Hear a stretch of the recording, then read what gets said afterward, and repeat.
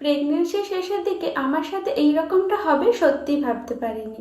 এমনিতেই পিঠে পুলি আমি খুব একটা পছন্দ করি না, কিন্তু এই 3-4 দিন ধরে ভীষণই খেতে ইচ্ছে করছিল। মায়ের থেকে যেহেতু অনেকটা দূরে থাকি, তাই নিজের ছোট বড় ইচ্ছেগুলো তো নিজেকেই মেটাতে হবে।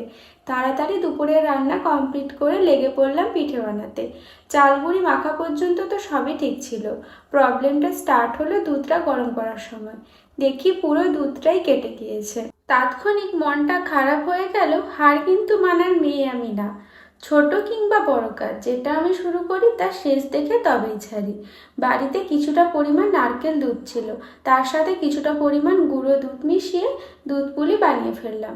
খেতে কিন্তু দারুণ লেগেছিল, তোমরাও একবার ট্রাই করতে পারো। আজকের ভিডিওটা এই পর্যন্তই। ভিডিওটা ভালো লাগলে চ্যানেলটা সাবস্ক্রাইব করে আমার পরিবারের অংশ হতে পারো।